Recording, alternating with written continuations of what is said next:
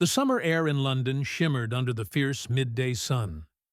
Hundreds of tourists buzzed like bees around Buckingham Palace, snapping photos, waving at the stoic figures behind the ornate black and gold gates. Among them stood Sergeant Lucas Hale, 36 years old, a seasoned veteran of the Queen's Guard. Unlike the others, Hale bore silent scars, both visible and hidden.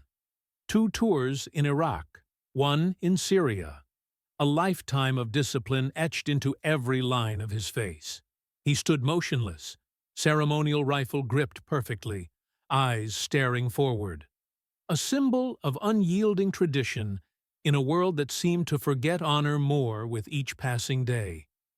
Miles away from the silence, Trevor Cole, 34, brash, entitled an ex-college wrestler turned viral prankster, had just landed at Heathrow. His flight was late, his patience thinner than usual, and his thirst for content raging.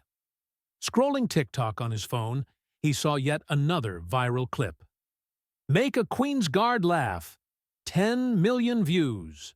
Trevor smirked. Boring. Let's take it up a notch. And that's when a dangerous thought crossed his mind. By the time he reached Buckingham Palace, Trevor was wired, caffeinated, cocky, and fueled by the misguided belief that he was untouchable. He turned to his friend filming him, a guy named Kyle. All right, here's the plan. Everyone just messes with their heads.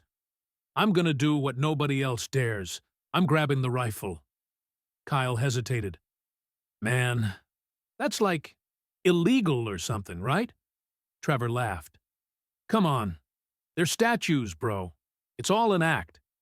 Let's see if they're real soldiers or just costumes. Kyle hesitated again, but started recording anyway. The worst decisions often come from small moments of arrogance.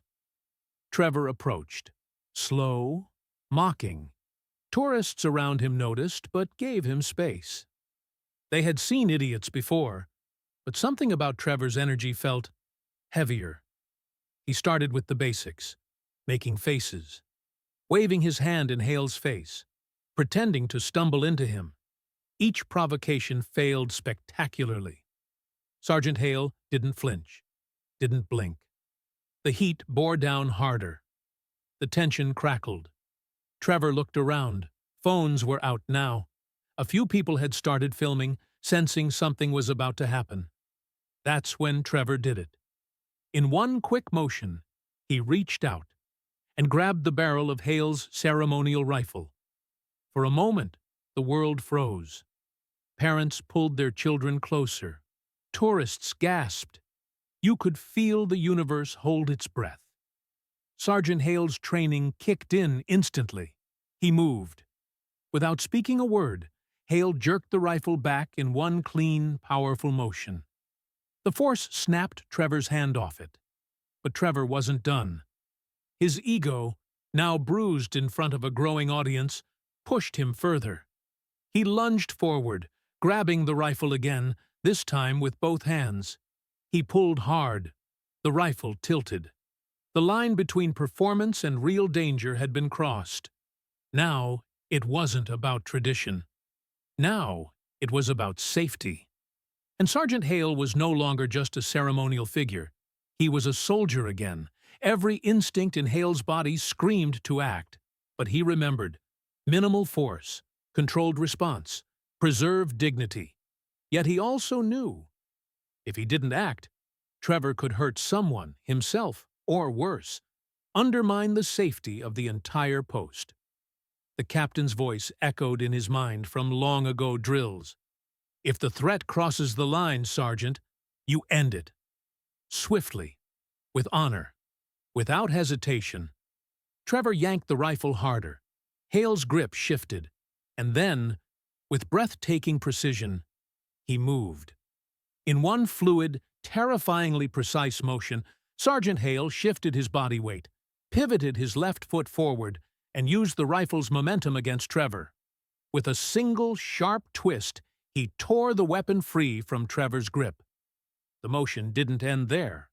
In the blink of an eye, Hale stepped into Trevor's personal space. A move so fast, so rehearsed, it looked almost mechanical. Using the rifle's stock, non-lethal ceremonial version, Hale pressed it firmly into Trevor's chest, knocking him backward with controlled force.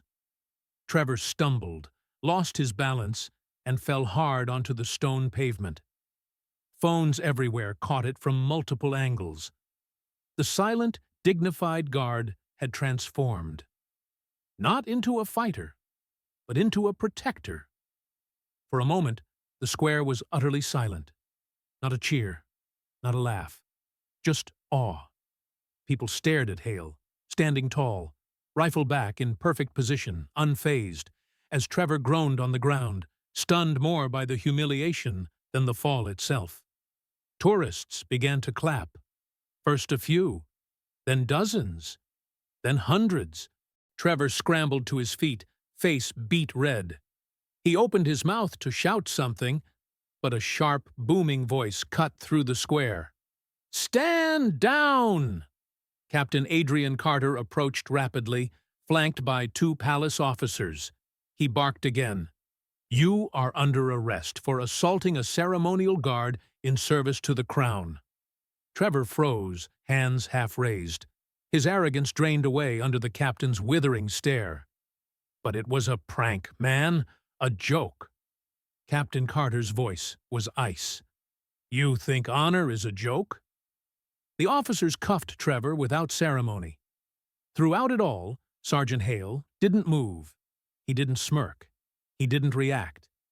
He simply resumed his post, as if the entire confrontation had been nothing more than a gust of wind. The crowd didn't see an angry man. They saw a soldier, a symbol, unshakable, unbreakable. Within an hour, videos flooded TikTok, Twitter, Instagram, different angles, different captions. Royal Guard destroys disrespectful tourist. The one time a guard moved, and it was epic. Tradition defends itself. Memes exploded, side-by-side clips of Trevor mocking and then hitting the pavement.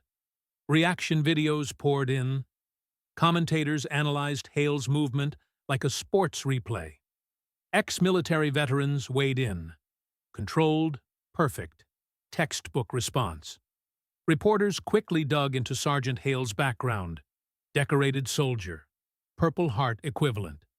Trained in non-lethal takedowns during embassy protection duties. Articles appeared. More than a statue. The silent warriors of Buckingham Palace. Documentaries and news pieces explained why guards don't normally react, what strict protocols govern their behavior, and why crossing certain lines has consequences. Public opinion surged.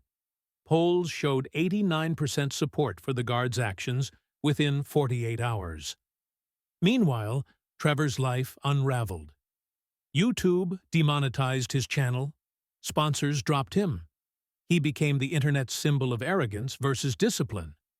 He posted a tearful apology video, which only went more viral for the wrong reasons. Comments rained down. "You messed with the wrong man." Respect isn't optional. Imagine thinking you could bully history itself.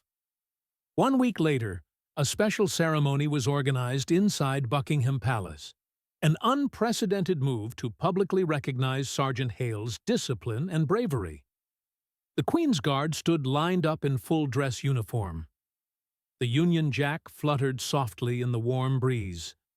In the courtyard, hundreds of civilians gathered. Veterans, tourists, journalists, children, all waiting, all silent. As Captain Carter stepped forward to the microphone, the air vibrated with a deep sense of history. In the face of provocation, in the face of disrespect, Sergeant Hale embodied not just the spirit of the Guard, but the very spirit of this nation. He turned toward Hale. "For unwavering discipline, for honorable restraint, and for defending the dignity of this institution, we present you with the Royal Commendation of Valor." The crowd erupted in applause. Sergeant Hale stepped forward, accepted the medal without a word, and saluted. It wasn't pride on his face, it was duty. Meanwhile, in a stark London courtroom, Trevor Cole stood pale and trembling before a magistrate. The judge's words cut deep. You didn't simply lay hands on a man. You laid hands on centuries of tradition, on values earned through sacrifice and silence. Trevor was fined heavily, banned from entering the UK for 5 years, required to perform community service assisting disabled veterans. It wasn't just punishment, it was humbling, and he felt it. Deep, across Britain and the world, the story of Sergeant Hale spread. Teachers played the footage in classrooms. Veterans organizations quoted his stance in speeches. Even street artists in London painted murals. Hale, standing tall, with the words, "Honor isn't silent. It speaks through action." New tourists arrived at Buckingham Palace, but something had changed. They approached the guards with awe, not amusement. Children saluted instead of giggling. Respect had been reborn. That night, alone in his flat, Sergeant Hale sat in silence. He stared at the medal on his dresser. Nearby, a photograph of his unit from Iraq smiled back at him. He raised a glass, simple water, to them. "We still stand." And in that quiet, surrounded by the echoes of duty and sacrifice, he finally allowed himself a small, fleeting smile. Not of victory, but of peace. Months later, at Buckingham Palace, a small plaque was installed near the gates.